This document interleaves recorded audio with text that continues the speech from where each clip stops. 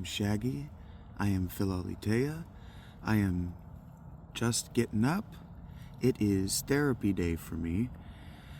So that means I've been dragging my feet and I've been sitting in the tent, enjoying the dawn, because I've just realized I know and have known who my goddess is this whole time. That I learned her name and her story, some of her story, last night. And I have realized over the course of meditating this morning that I've been setting myself up for failure.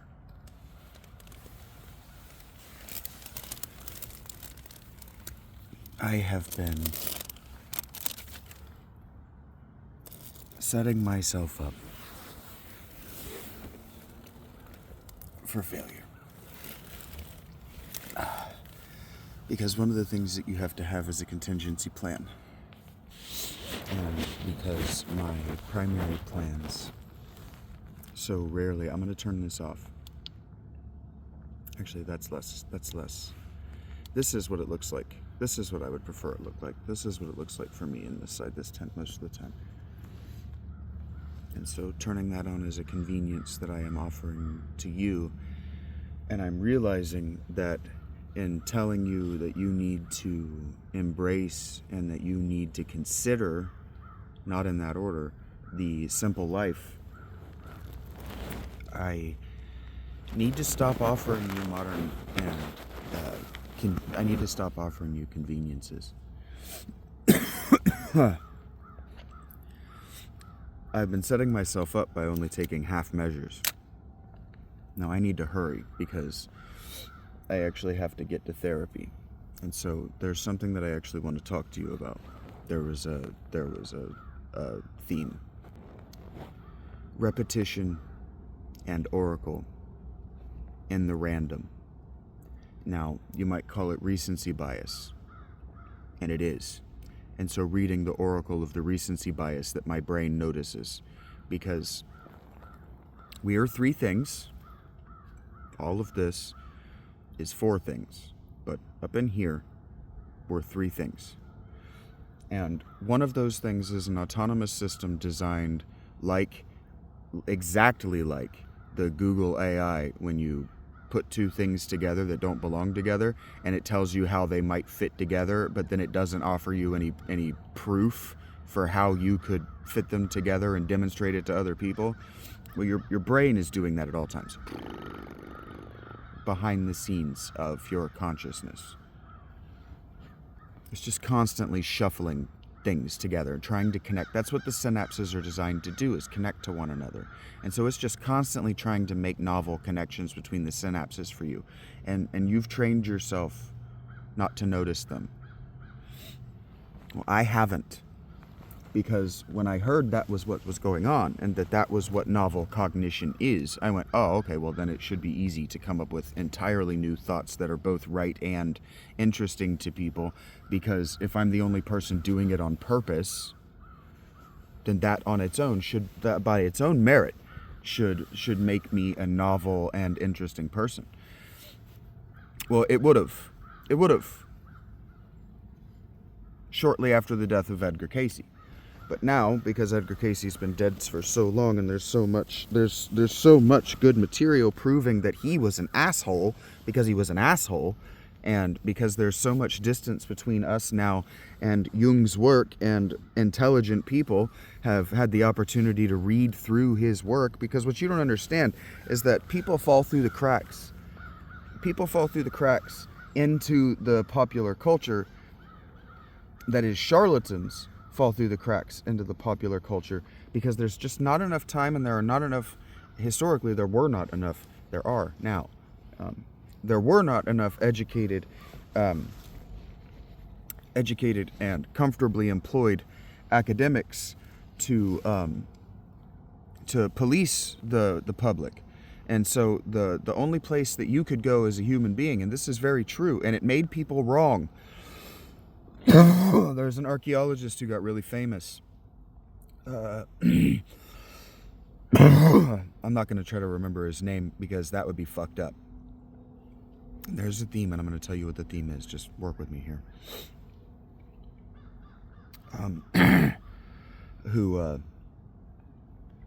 Full disclosure, I got baked this morning. I woke up and I decided, you know what? I'm going to get fucked up. I'm going to get a little fucked up. I'm going to get a little fucked up is the only way to say it. I'm going to get a little stoned. I feel no pain right now. I'm in a good mood. I am extremely congested. I can barely hear out of my left ear. I can hear myself bounce off my earwax into my eardrum. It's a life symptom for me that I've dealt with for decades. So it's just annoying. And I need to take this earbud out of my ear so I can hear anything at all three-dimensionally. Oh my God, because it's still also backed up. So I might have half of my normal hearing. Okay, so work with me here. Full disclosure, I got a little fucked up to see if I could hold this shit together. See, because I can hold it together to think about it on my own, and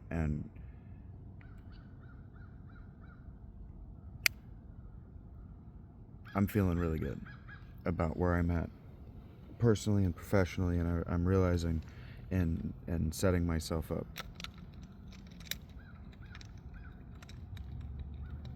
Oh, thank God I'm wearing them. I did it again. Reached in here to grab my glasses and they're not in here, and I'm like, oh, please don't be in two pieces. Okay, so you have been trained, whether you know it or not, to dismiss thoughts that you have more than once, out of situ from one another. That means not in the same situation in the ground. So I'm going to explain to you a little bit about how archaeology works and how you can use archaeology to fix your life. Archaeology is not just digging in the ground, finding shit, and putting it in a museum after you clean it up and make it pretty. Most of what archaeology is records keeping. And most of the records that you're keeping are the exact location down to the micrometer, down to the smallest measurement that you can accurately take and record of where these objects were in the ground. And there's a reason for that. And this is why it's relevant to you as someone who wants to be a deeply thinking person.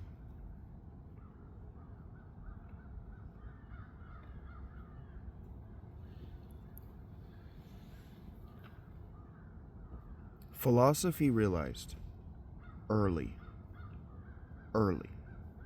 that if it was going to know anything for certain and it was going to meaningfully separate itself from mysticism and gnosis,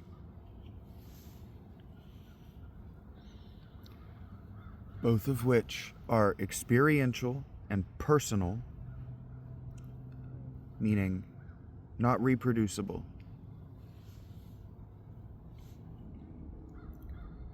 This is why I read for you John Keel. Because no two Mothman experiences were the same. But it was the same phenomenon. It was the same thing, but no two experiences were the same.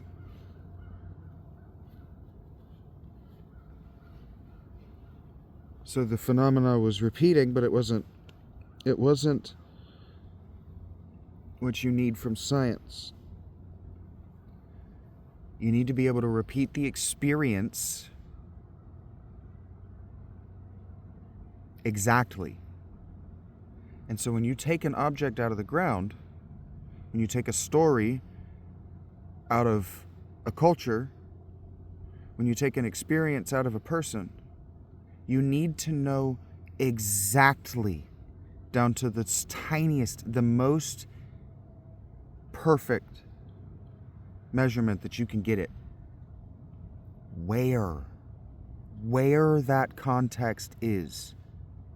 Because philosophy figured out very early that you can't repeat, you can't predict, and you can't post-dict. That's what that's called when you look backward and make predictions scientifically and then try to answer your question. That's called post-diction. Prediction is where you take what you know and you project it into the future, and then you test your theories out against it as the things are happening. They realized that you can't do that with any degree of accuracy unless you know about what you're trying to post-dict or predict one moment exactly.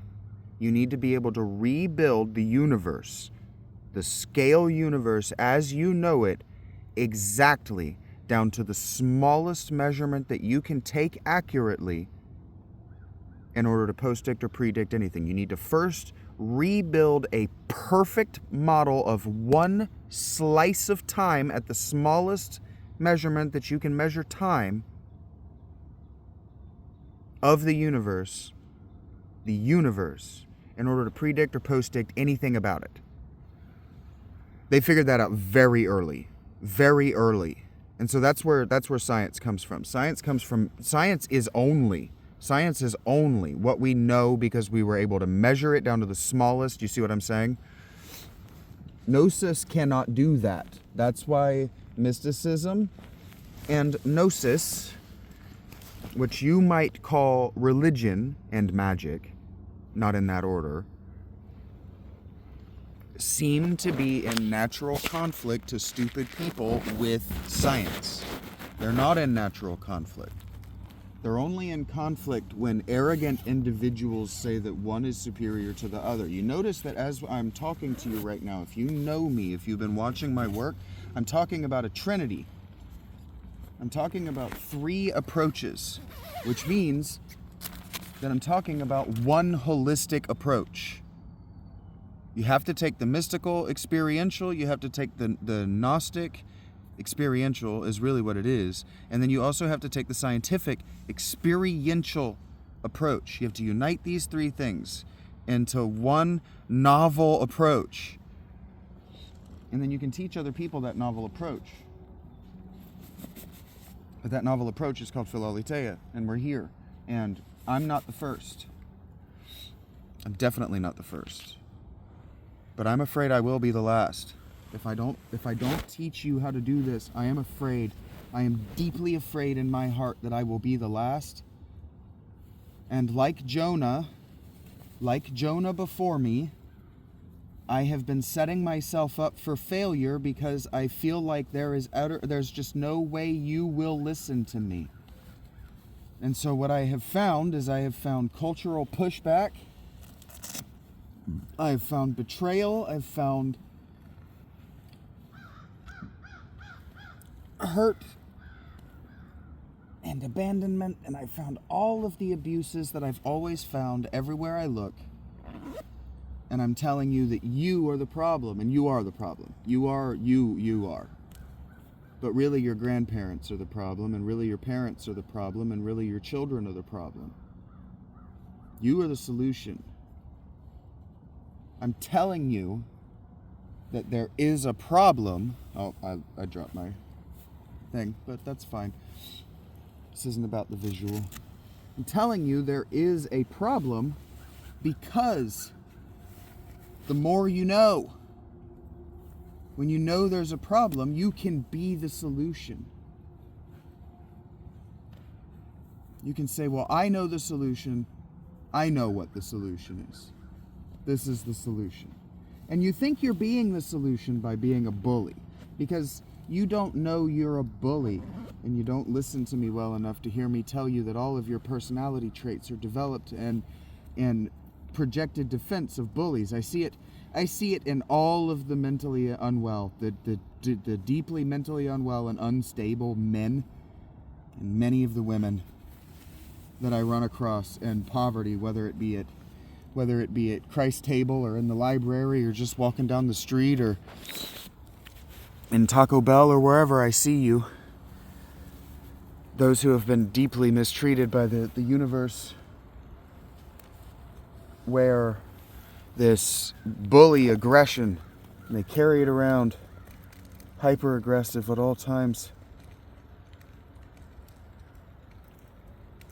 because it keeps people away. And so people think that my hyper passivity, but willing to switch, flip a switch in a moment to righteous vengeance, that's your terror. That's the thing you're most afraid of. Because it makes you realize you're a bully. And so constantly pointing out your flaws to you is setting myself up for failure, because you're just not in a place where you can hear it yet. As such, I chose to choose failure. And there's a reason for that. Now, for me, you have to understand that I acted in high school. I did 4 years of musicals, but I was also my younger sibling's elder brother. And so I spent high school as a farce. I treated high school like a Midsummer Night's Dream, like I was some sort of comic stage performer, so that my siblings wouldn't find high school terrifying. They wouldn't have all these examples of high school being horrible, because that's what I noticed. Their culture, all of their TVs and movies, TV shows, I should say. Oh, my knee hurts. Okay. I got about an hour to go. Ooh. So what I want to do is see if I made the bus. I did not make the bus. In fact, I'm gonna barely make it there on time. What time is it? Almost 8. Okay. So I noticed that all their TV shows and movies were terrified. Just they were preparing these children, my siblings, for a terror, a fear of high school.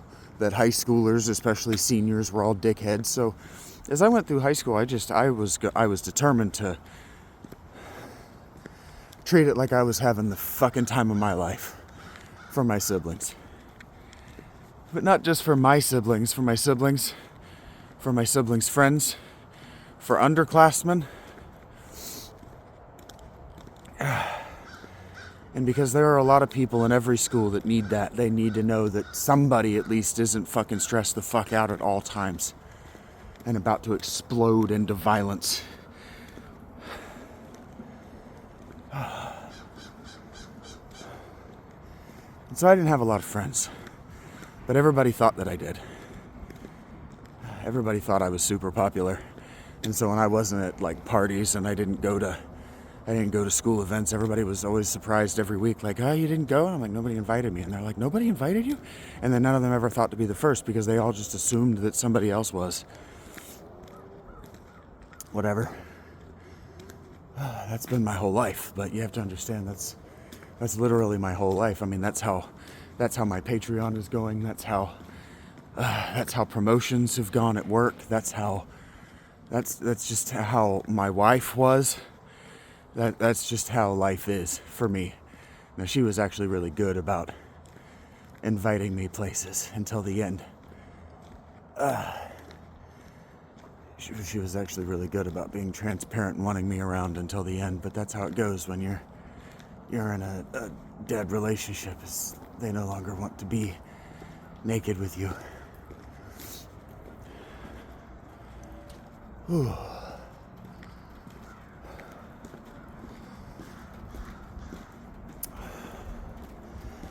And so for me, I've written about it. You haven't read it. I grew up with not just grew up, temperamentally, as a character, as a person, I take whatever suggestion or most recent good advice, or I've told you this before, and I just run with it like it's true. And what's been problematic for me in the past is until this most recent September, every time I got a new a new person gave me a new good piece of advice, I'm looking out into the distance as much to not concentrate on the fact that I'm doing this still as to see if I catch the bus, if she's like 5 minutes late. I'd be more like 15 minutes late if she were still up here, but whatever. She's supposed to be at the mall in 2 minutes, and it takes more than 2 minutes to drive down to the mall. Actually, it takes about 4 minutes, so she could be here. She could be that late, but she's not going to be. Not this early.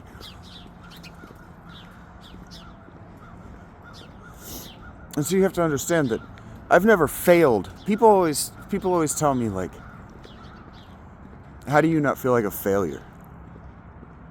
I got in an argument with a mayor once who was trying to insist to me that I'm a failure, because that was his approach to everything, was to insist that I overthought, insist that everything that I did to any greater degree than he did was too much, and that I needed to sit down and let him be my dad. That was his approach socially to everyone, and it worked for most people, because most people have just no charisma, and so any amount of bullying, social pressure on them to not think is all they've ever wanted in their whole lives. That's why they vote. That's why they watch TV. That's how they engage in social media and the economy. Well, fuck him and fuck you if you want to take that approach to me.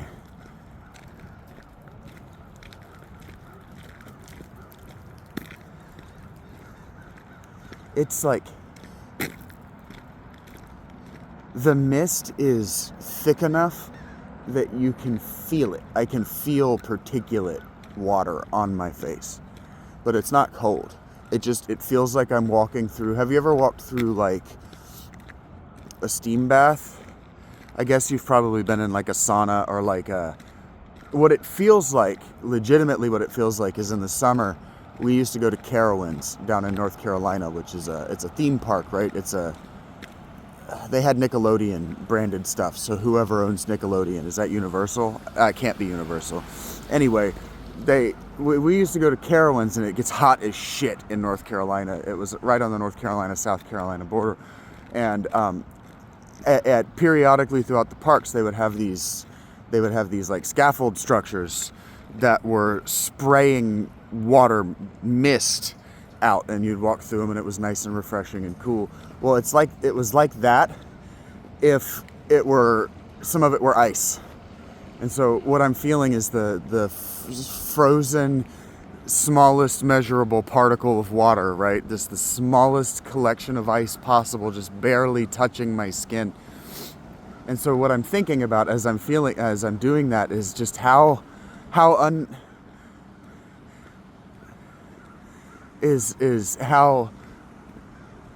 when I think things like, why is it necessary that my skin is that accurate, that I can feel things that small, that I'm able to measure the universe on my lips to that degree, that I know exactly where it's touching me and I know exactly how big it is? Why do I need that degree of information?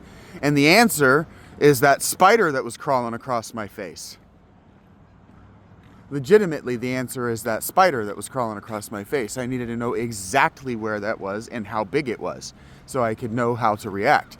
Because if I had grown up in that environment, I would need that information. As a baby, even. But I would need to know that information, and I would need to know exactly what that information means without being able to communicate it, maybe even with the ability to communicate it. And having that information would also make me, being able to communicate it, I'm saying, would also, having the information organized in such a way that I'm able to communicate it, if I were living in a community of people who lived in that environment, would make me one of the most valuable people in the community.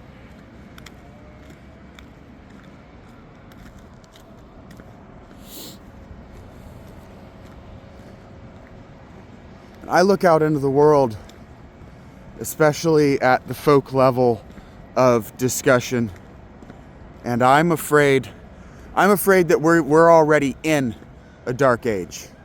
That in 1,000 years, our descendants are going to look back on us and they were going to say that we are illiterate, we are dumb. That is, when we speak, nothing comes out. We are idiotic. That is, when we speak, nothing true or knowledgeable comes out. That we are imbecilic. That is, that we are mentally retarded. That we are an age, a generation after generation after generation of intentional eugenic retardation. Even as we destroy what we call deficient embryos, children. It's disgusting. I hate it. And I've been called upon by many gods. Many gods. None greater than Thea and Theo themselves. The highest. They were married once. But none greater than the gods of the universe.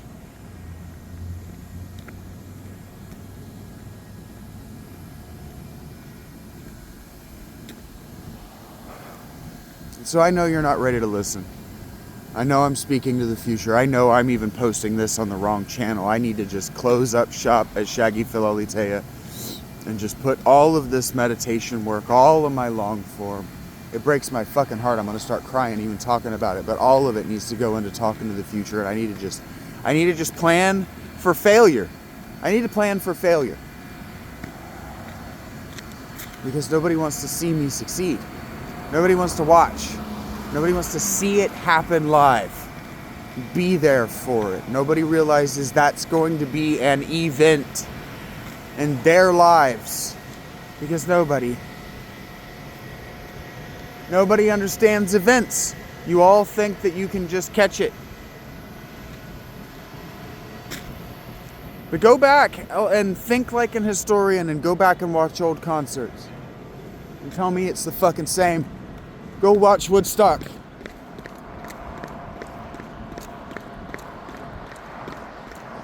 Right? Go watch video of the first time Sabbath hit the stage. Or go look for video of the first time Black Sabbath hit the stage. And then realize, oh, that's a moment that we might not have on video. And that's a moment that will never happen again. You will never be there. That's why people used to go to baptisms. It was an event. It wasn't just something to do. Something might happen. What if they came out and their clothes were just miraculously different? And their hair was different, and what if they came out and they're an entirely different personality after? And then you get to watch for the rest of your life to see if it stuck. Did it stick? Is God real? Every day. You get to live that every day. I get to live that every day. I get to live it every fucking day. I get to ask, are you, you called me to do this. Did you call me to fail? And the answer is yeah. They really did. They called me to fail. Because all of the greatest men around whom the greatest ideologies, whether those be religions or they be political parties or whatever, they all started around fucking failures. Every one of them. Every one of them. The American Revolution was a failure, folks. You know that, right? It was a failure. It was meant to be a peaceful withdrawal from Great Britain, from the British Empire, the English Empire. It was meant to be entirely peaceful, non-violent. That's not what happened. The black slaves were meant to be set free. That didn't happen. They failed. But this is the greatest nation that's ever been born. And it just wants to give up and throw its hands in the air and say, we had a good run in the 50s. Like, fuck you. Fuck you. Everybody deserves prosperity, not just people 75 years ago. That's fucked up. Grow up. You get to go be tourists at the pyramids now, and you get to, in your bourgeoisie, say, oh, these must have been built by aliens. Because what humans would put that kind of effort in, and for what? Fuck you. Fuck you. Those cities that you live in, those giant fucking buildings that you look at, those are points of pride for every single one of those men who died making those buildings. I used to work a brake press in my 20s. You might not know what a brake press is. It's exactly what it sounds like. It's a great big pair of jaws that press down two very narrow wedges together, and they bend metal.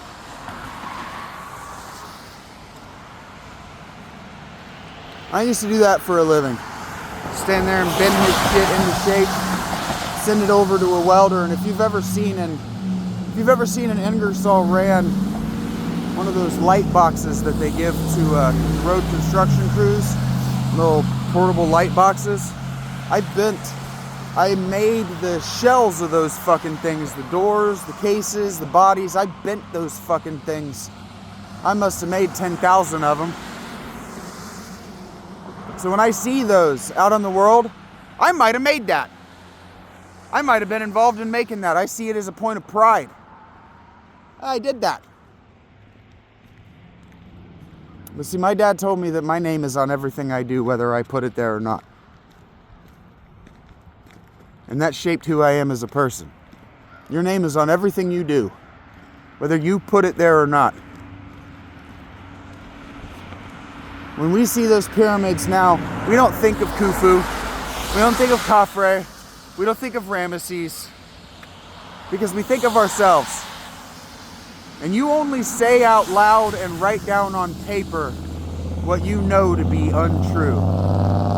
You are no reincarnated Khafre. You're no Khufu. You're none of these Pharaonesses. You're none of these queens who gave them their authority and their power, their grace. You're none of that.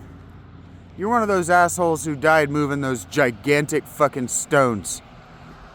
And so you say aliens did it because you can't cast yourself back into a past where you were a beast who moved stone for greatness to be remembered. And fuck you. Fuck you.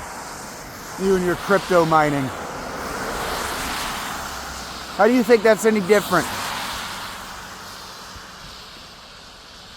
I would love to know the answer, because it's just not. It's just not different. You're doing a Sisyphean task for somebody who's going to profit massively off your labor, and you will be forgotten ultimately.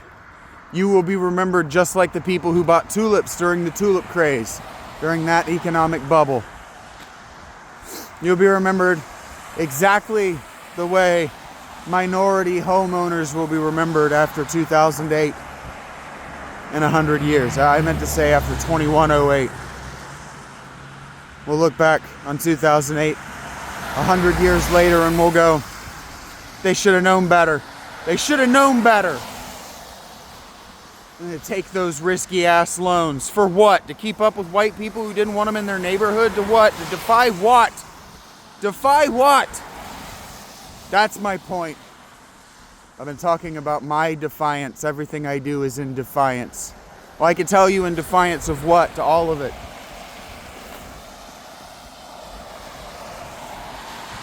Defiance of the failure is the point.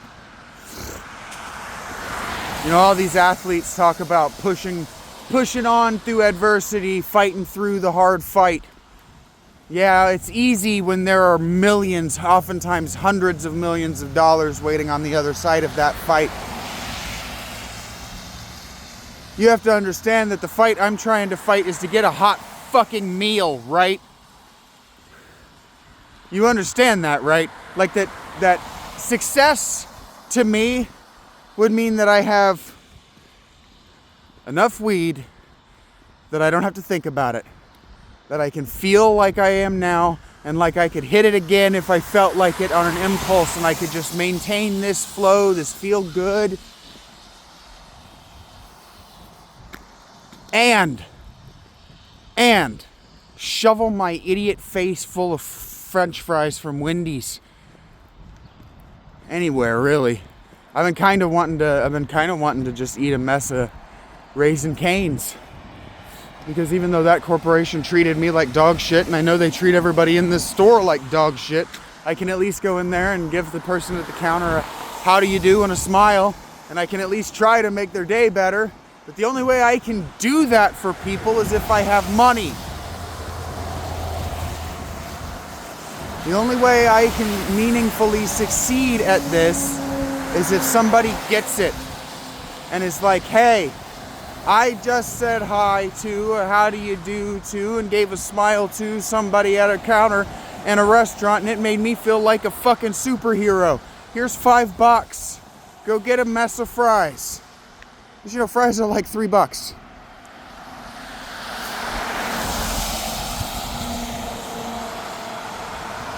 And I'm honest. So if you're like, hey, don't spend this on drugs. I mean, for the most part, that's what I'll tell you is like, hey, I'm trying to get drugs right now. And you're like, well, I'm not comfortable with you getting drugs, but here's $50, you know, you said you wanted fries. I'll be like, boom, fries every day until I'm out of that $50. And that gets me exactly to where I want to be, and I'm so fucking excited about that I did a little stompy dance.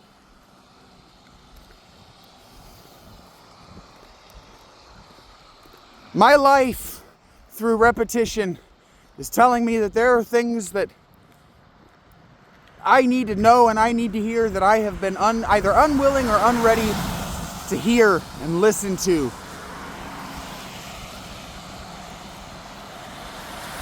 And so you might call it recency bias, but I notice this repetition that I'm speaking about in ideas or thoughts that I have rejected multiple times as even possible or worth my consideration. And then after I notice doing that 3 times in sequence, because I can remember the C2 of where I did it the last 2 times, those moments pop back up and I have a brief flash of 3 moments and I get that little triangle of synapses that all explode together. I go, revelation! It's not really what it feels like. It actually feels like I just died and I woke back up to being somebody else, but so I was telling you earlier. Time I got a new piece of advice or I had a new thought, I would die. And I would come back as a personality that was just that thing.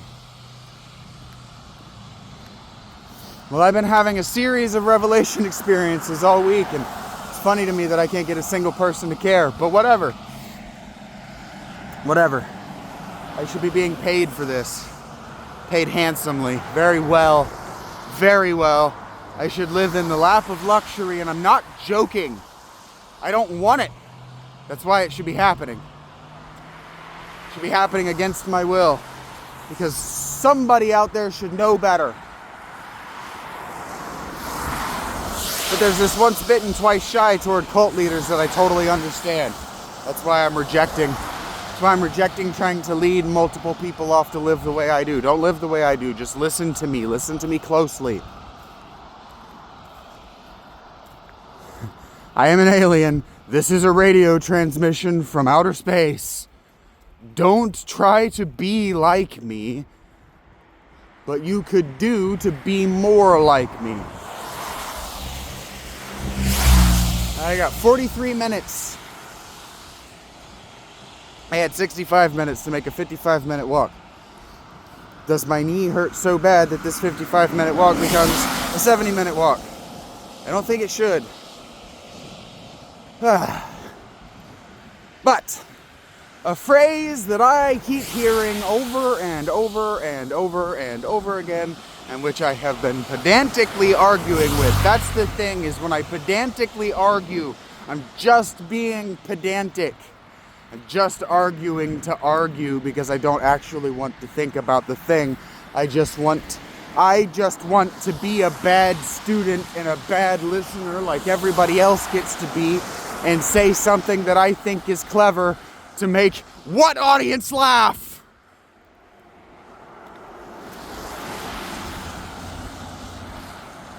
And so that idiom has been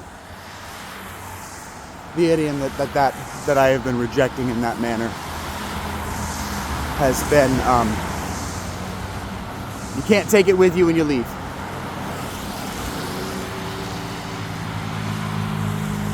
And it's so funny because I've heard it associated with people that I write about a lot, and I think about a lot, like Jerry Jones. Like, Jerry, why are you being so stingy with your money? Why are you being so stingy with your money? You can't take it with you. Build a good team. Create a lasting legacy. Leave something that matters, that people will talk about and glorify you over when you're gone.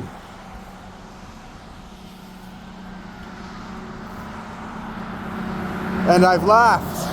And I've said, well, you kind of can. People as rich as Jerry can pay people who will actually keep their word because they're afraid that the ghost of Jerry Jones will return from the dead and harm them. Jerry can pay those kind of people to kill you if you don't, I don't know, withdraw all of his money in cash and put it in his burial vault. Pharaoh sure found a way to bring as many things with them as possible when they died, including oftentimes their favorite concubines. Which, if you're an intelligent person, just means that the women that he left behind the most powerful woman that he left behind just didn't want to see those bitches anymore. Yep. You've served your purpose. Gone. You gone. You get to go in the burial vault. Oh, no, it's an honored position. Yeah. You get to serve him in death, too. Fuck both of you. Get out of here. That's how that went. If you don't think those women were brutal and effective, you're not reading history. There's a reason the Scythians are remembered, and it's not just because they cut their tits off.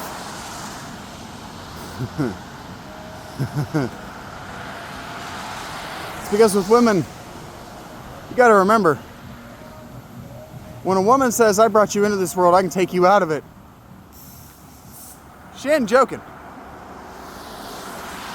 It's as easy as accidental for women to get pregnant. It's as easy as, oh, whoops, I came early, to create life for a woman. It's as easy as a boring fuck that you don't even really want to be having.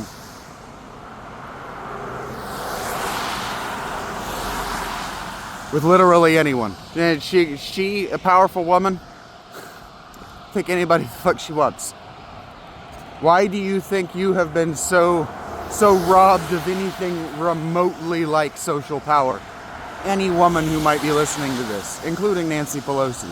Why do you think you are so far removed from the halls of power? Why do you think the American voting populace balked when Life is Cheap Harris was suggested for the President of the United States? You don't think life is suddenly going to become valuable and expensive around her, do you? I'd be fucking joking me.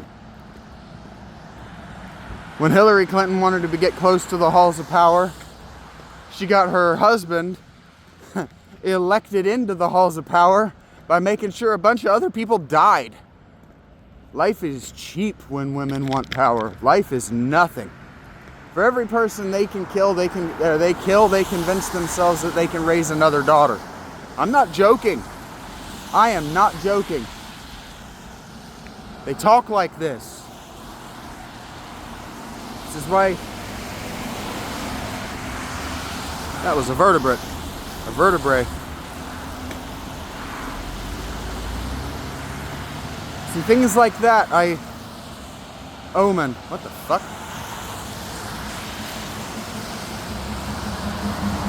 Yeah. You can't take it with you as an omen in my life on some level. It's an oracle.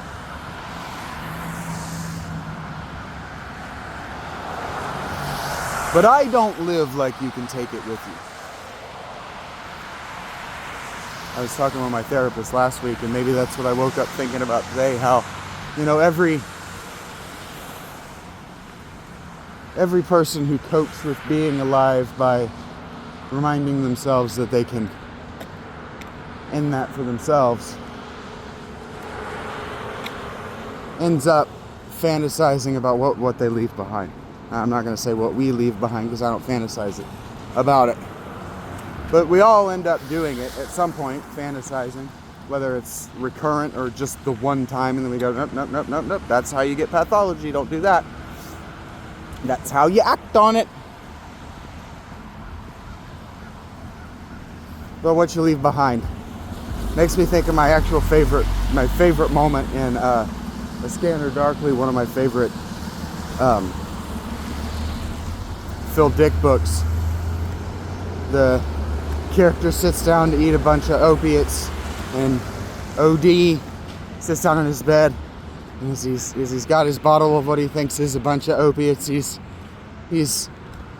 thinking about how he's going to be found, and what he wants his C2 to be like, and what he wants people to think about him. So he goes and makes sure to get this big book of philosophy that he's got, so people think that he's a sensitive and intelligent soul, and then he downs this whole bottle of pills, and it turns out they were a synthetic, not a synthetic, they're like a super LSD compound. They're like a super hallucinogen. And so he just gets to sit there, stoned off his face, watching an infinitely eyeballed monster read off to him everything wrong he's ever done. But it's like, yeah, it's what you get, you stupid fuck. And it's very funny, and I think it's very funny, actually. I think it's a hilarious moral tale in the middle of a bunch of moral vignettes. That's how I think of that book. There's a bunch of moral vignettes about stoners and regular hallucinogenic use. But that still circles around. You can't take it with you. Because I'm not going to be taking it with me.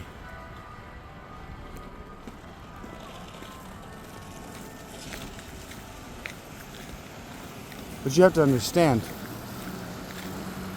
that because that's my worldview and because that's my approach, that I can't take it with me. When Shaggy dies,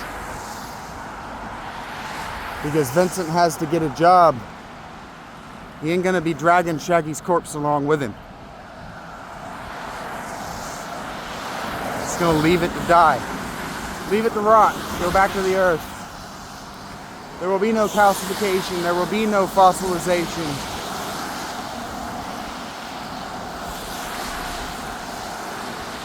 I said calcification. I meant ossification. Leave it to rot. Forget about it. Move on. It's like every other everything that other people would say that I failed at.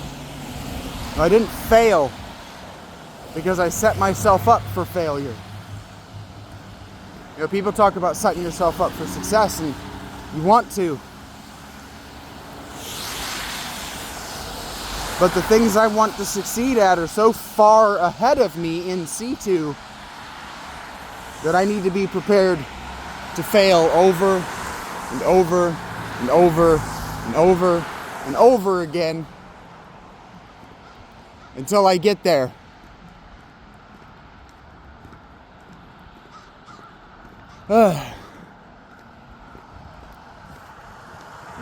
So I've succeeded at failing every time because that's what I've aimed myself at, was failing. Well, I know I can't succeed. I know it's impossible for me to succeed. So I'm going to go until I quit. I'm going to go until failure is imminent. I'm going to go until I can no longer go anymore. I'm going to go until all of the signs point, turn the fuck around. Danger ahead.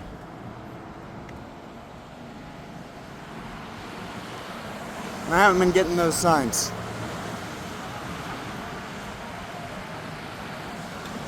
I am getting the signs that the next several months are going to be wet, and that I need to be prepared to deal with wet, which does mean that I need a jacket.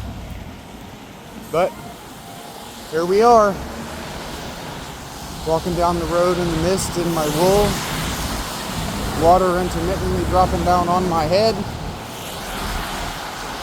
and I am warm, I am sweaty.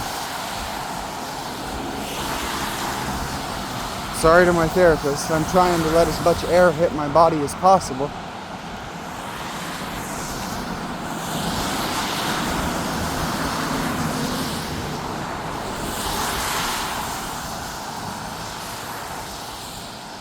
Just can't bring it with you when you go.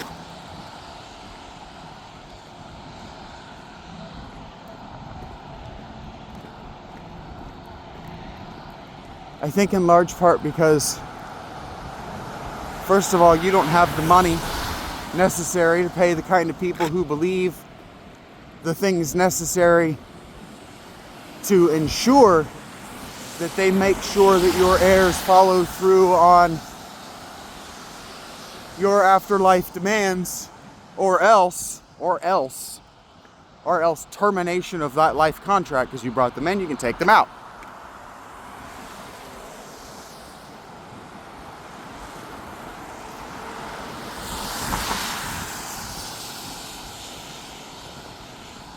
Not only because you lack that money, you do lack that kind of money to make people believe you, you lack it. That's why the only way you're going to get people to believe you that you have virtue in your money is to give it away. Give it away to me or give it away to somebody else, but give it away publicly. Just give it away like it means nothing to you, and then people will go, wow, it means nothing to them.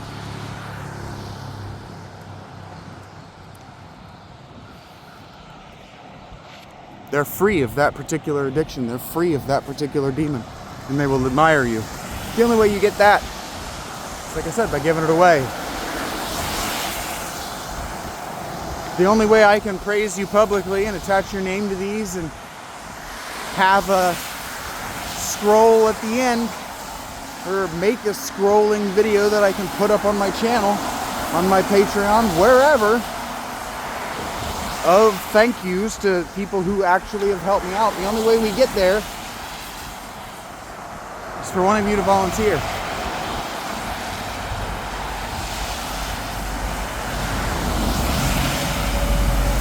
Alright, so I set myself up for failure because I'm not going to put myself in a position of weakness toward you. Just like, in large part, the reason I didn't get a sandwich the other day when that lady asked me if she could give me anything, and I didn't ask her for cash, is because I'm not asking for any one thing specifically. She goes, is there anything I can do for you? And I'm like, I'm sure there is, but I'm not going to tell you what it is.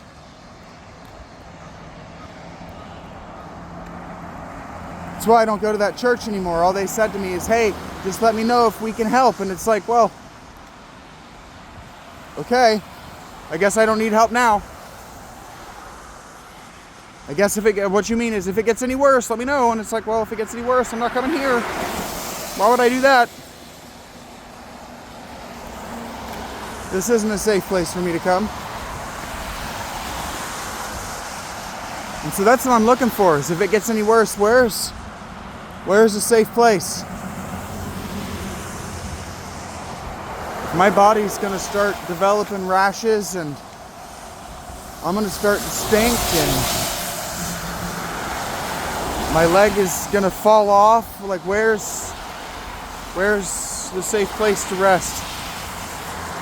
Or am I just gonna be walking this Am I just going to be walking this hour back and forth to my therapist until I have to find some place like an injured cat to lie down and die where no one will be bothered by me?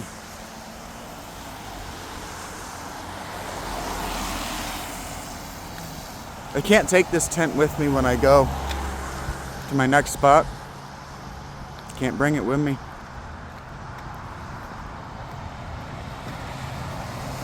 I might be able to repair that hole. Might. But it's really not worth trying when the tent itself's only $60. It's only $60. That's an impulse buy.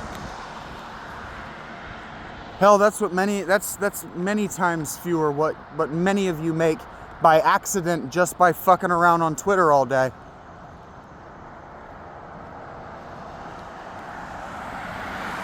I see the payouts you earn if you really, really work at it. $60 is nothing.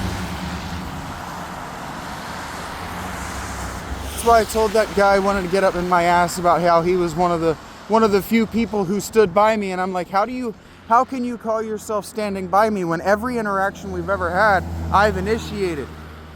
All you've given me is $15. What loyalty do you think $15 buys?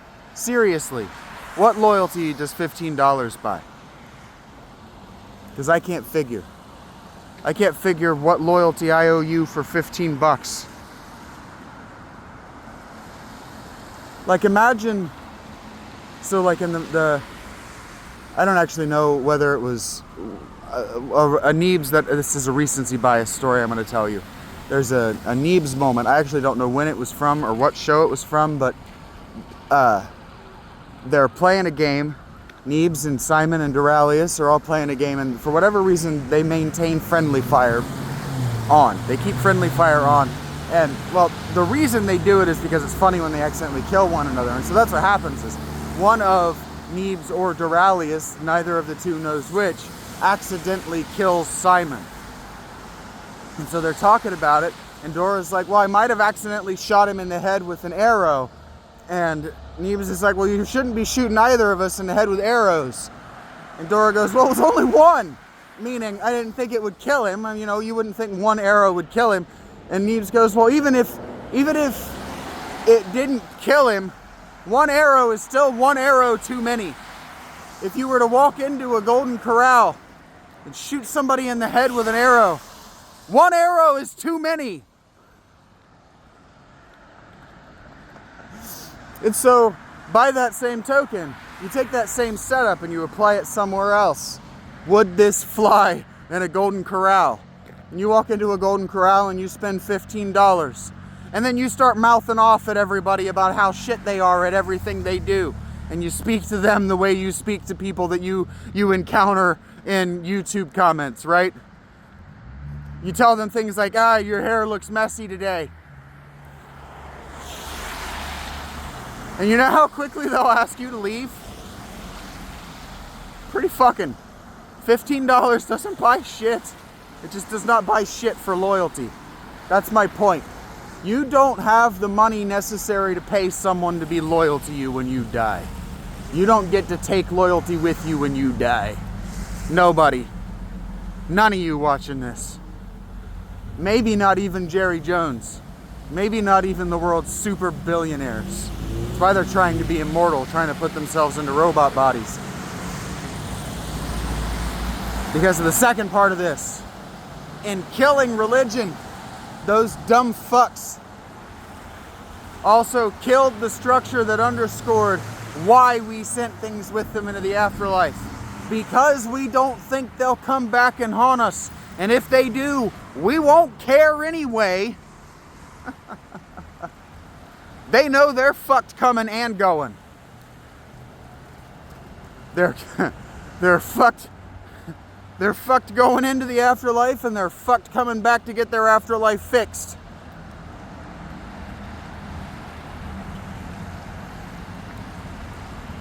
And so I set myself up to fail. I have set myself up to fail to be able to convince anyone to be loyal enough to me to do anything to make sure that I get into the afterlife properly and that I'm remembered. that I'm remembered. None of you remembers me. Think about that. None of you remembers me. None of you remembers to look at my shit and then follows through on it. None of you remembers to check in to see if I'm okay. None of you remembers to go to my Twitter. But who do you remember? Nobody. The only person you're busy thinking about and reminding yourself to be is some simulacrum of a dead person that you don't even know. Never knew. And why? So you don't have to kill your opposite sex parent or your same sex parent and fuck your opposite sex parent? Jesus Christ, grow the fuck up. All of those myths happened so you wouldn't even consider doing that shit. God damn, so you would recognize the cycle and break it, you dumb fucks. Yeah, I'm coming down and I'm getting negative. I'm about to head into I'm right at my doctor's office. This is right at an hour. And if I'm not calling you a dumb fuck, I don't love you.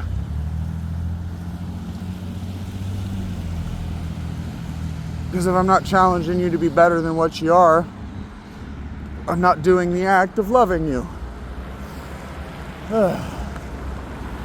So yeah, I'm Shaggy. I am fellow Italia, and this has been about how you can't take it with you. So maybe spend it now in ways that matter and help the most.